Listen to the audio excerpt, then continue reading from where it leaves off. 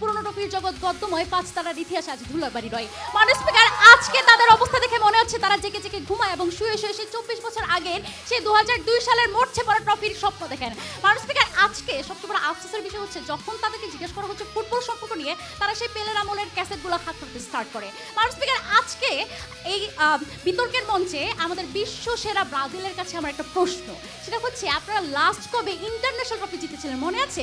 সেই 2019 সালে।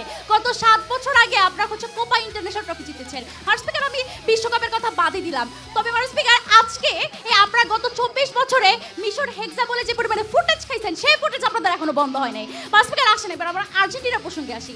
আর্জেন্টিনা কি করেছে? 2021 সালে কোপা আমেরিকা, 2005 এর বিশ্বকাপ, 2023 এর ফিফা বিশ্বকাপ, 2024 কোপা আমেরিকা জিতেছে এবং এরই সাথে ফুটবলের ইতিহাসে সবচেয়ে কঠিন যেই আপনার কৃতিত্ব আছে সেটা হচ্ছে আপনার যেই হচ্ছে আপনার ট্রিপল যে ক্রাউনটা, সেটাও তারা হাতিয়েছে। মাননীয় স্পিকার, মাননীয় স্পিকার, আজকে এই যে গত 16টা যে তারা কোপা আমেরিকা জিতেছে, এই কোপা আমেরিকার কারণে তাদের যে স্থান হয়েছে যে ফিফা বিশ্বকাপে, সেটা হচ্ছে তারা হচ্ছে সর্বোচ্চ একক ট্রফি জয়ী দল এবং তাদের সাথে তাদের যে এত অসাধারণ পারফরম্যান্স ফিফা র্যাঙ্কে তাদের হচ্ছে অনেক ভালো অবস্থান এবং এক নম্বর দল। মাননীয় স্পিকার, আজকে তাদের অবস্থা দেখে মনে হচ্ছে তারা বারবার বিভিন্ন ধরনের গুঞ্জন সৃষ্টি করেছে, আমরা নাকি ফিফা চুরি করেছি বা মেসি নাকি আর্জেন্টিনার দালাল।